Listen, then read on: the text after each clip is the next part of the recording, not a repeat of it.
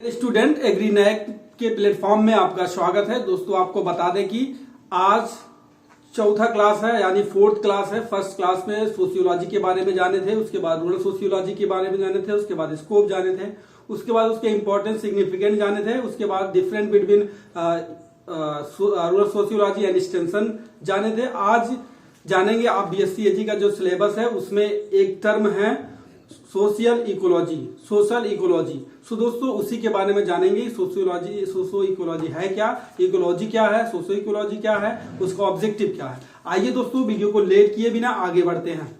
सबसे पहले आपको बता दें कि ecology is the study of the relationship between living organism including human and their physical environment.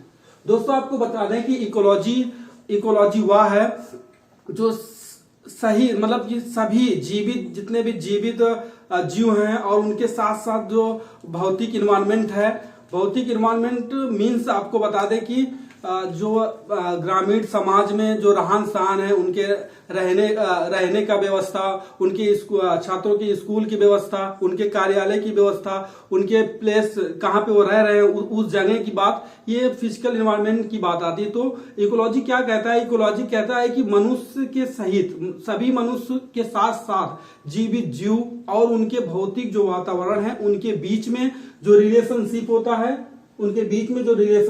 है, दैट इज ए इकोलॉजी। और बात करें इकोलॉजी कहता है कि यह पौधे और जानवरों इनके आसपास की दुनिया के बीच महत्वपूर्ण संबंध को समझाने का प्रयास करता है। जो इकोलॉजी क्या कहता है, जो पौधे और जानवर हैं और उनके आसपास जो इनके आसपास की जो दुनिया है उसके बीच में जो इम्पोर्टेंट महत्वपूर्ण संबंध है उसको बताने का प्रयास करता है।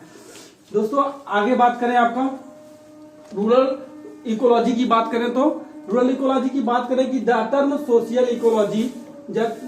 Social ecology was given by Murray Bookchin 1964 in his book ecology and revaluation thought. आपको बता दें कि जो मुर्रे और बुकचिन थे वो 1964 में उनका अपना एक बुक था। उस बुक का नाम यहाँ पे दिया गया है इकोलॉजी एंड इवैल्यूएशनरी थॉट। उस थॉट में सबसे पहले इकोलॉजी टर्म यूज किए थे। उसके बाद आपको बता दें कि इकोलॉजी जो सोशल इकोलॉजी है उसका डिफिनीशन भी है। It is the study of the reciprocal relationship between the human society and the ecology infrastructure. आपको बता दें कि जो इकोलॉजी है इसमें जो ह्यूमन का जो रिलेशनशिप है, आपको जो पारस्परिक इंफ्रास्ट्रक्चर है और ह्यूमन जो मनुष्य का जो समाज है उसके बीच में जो संबंध है उसका अध्ययन करता है। मीन्स जो इकोलॉजी है वो सिस्टम के लाभों के बारे में, जो इकोलॉजी है सबसे पहले ऊपर देखना, जो इकोलॉजी है वो क्या करता है, सिस्टम के लाभों के बारे में जानकारी प्रदान करता है और कैसे हम पृथ्वी के संसाधनों का उपयोग करके उस तरीके से उपयोग करें कि आने वाली जो पीढ़ी है उनके लिए पर्यावरण स्वास्थ्य रखें।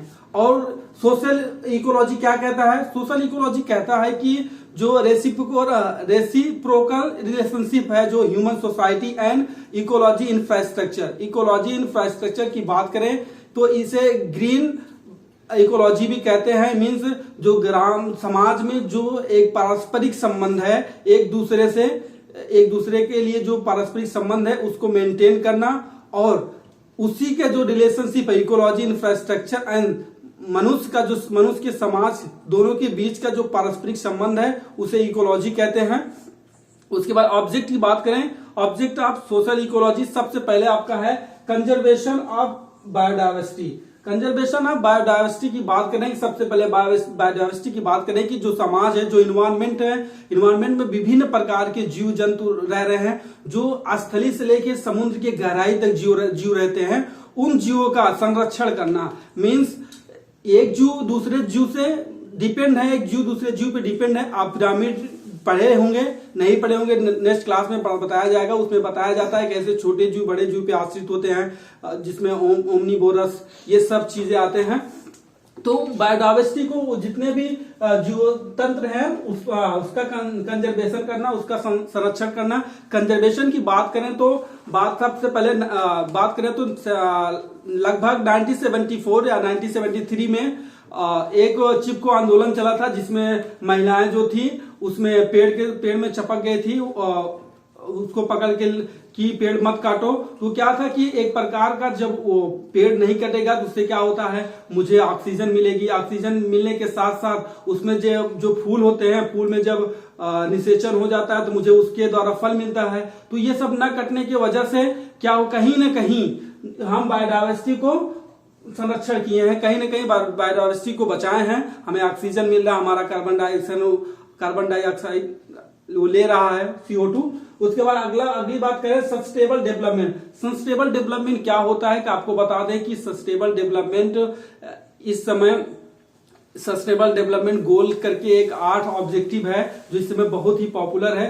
सस्टेनेबल डेवलपमेंट का मीन्स यही होता है कि जो ग्रामीण समाज में लोग रह रहे हैं उनके विकास को, उनके डेवलपमेंट को, उनके मॉडर्न को इस प्रकार से व्यवस्थित किया जाए, इस प्रकार से किया जाए कि उनकी जो डेली लाइफ का जो स्ट्रक्चर है वो पूरा हो, उसके साथ साथ आने वाली जो पीढ़ी है उनमें कोई नुकसान ना हो और जो इन्वायरमेंट है उसमें कोई नुकसान ना हो। इसलिए इसे सस्टेनेबल डेवलपमेंट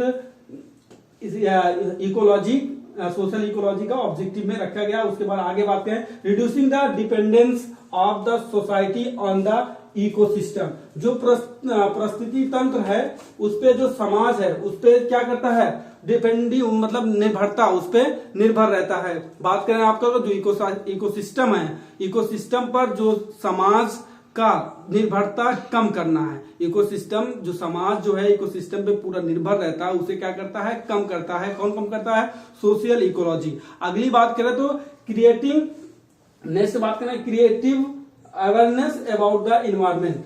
इसकी बात करें तो आपको बता दें कि जो इन्वायरमेंट के बारे में अवेयरनेस पैदा करने के लिए ये इसका ऑब्जेक्टिव में रखा गया है कि जो इन्वायरमेंट है उसके लिए एक कैंपेन चलाया जाए, विभिन्न प्रकार के एड चलाए जाएं, विभिन्न प्रकार के चैनलों में इंडिकेट किया जाए, उसको एक डे के रूप में सेलिब्रेट किया जाए। इससे क्या होता है, लोगों तक लोग जागरूक होते हैं। जब जागरूक होंगे तो क्या करेंगे, कंजर्वेशन इन्वायरमेंट को सेव रखेंगे, इन्वायरमेंट के बारे में जानेंगे कि इन्वायरमेंट कितना महत्वपूर्ण है एक मनुष्य के लिए। सो दोस्तों आज वीडियो में इतना ही था। सोशल इकोलॉजी आपको बता दें कि आपका जो सिलेबस है BSc फर्स्ट सेमेस्टर का साइकोलॉजी का, रूरल साइकोलॉजी का, उसका जो आपका रूरल सोशियोलॉजी और उसके बाद इकोलॉजी, ये आपका सब्जेक्ट खत्म हो गया। नेक्स्ट क्लास में रूरल सोसाइटी के बारे में जानेंगे। सो दोस्तों आशा करता हूँ वीडियो आपको पसंद आया होगा। वीडियो को लाइक एंड सब्सक्राइब करें, बाद में बेल आइकन को प्रेस करें जिससे आने वाले सारे वीडियो का नोटिफिकेशन आपको मिलता रहे। दोस्तों इस क्लास में अगर कोई डाउट है, कुछ चीजें नहीं समझ में आ रहा है, कमेंट बॉक्स में कमेंट कर सकते हैं। अन्यथा अगर BSc AG से रिलेटेड कोई भी टॉपिक, किसी भी सब्जेक्ट से कोई टॉपिक नहीं समझ में आ रहा है तो एग्रीनाइट के इस प्लेटफॉर्म पे आप कमेंट बॉक्स में कमेंट कर सकते हैं। अगर वो कमेंट के रूप में जवाब देने लायक होगा तो उसी रूप में आपको जवाब दे दिया जाएगा, उसका आंसर दे दिया जाएगा। नहीं तो एक वीडियो के रूप में इस चैनल पे प्रोवाइड कर दिया जाएगा, आप जाके देख सकते हैं। प्रेजेंट टाइम में इस प्लेटफॉर्म पे जेनेटिक्स, एग्रोनॉमी एंड एक्सटेंशन, ये 3 सब्जेक्ट कवर हो रहा है। स्टूडेंट का जैसे ही रिक्वायरमेंट होगी हम और टीचरों को हायर करेंगे, नहीं तो आपके जो भी क्वेश्चंस रहेगा उसे बताने, सॉल्व करने की कोशिश करेंगे। सो दोस्तों जय हिंद, जय भारत।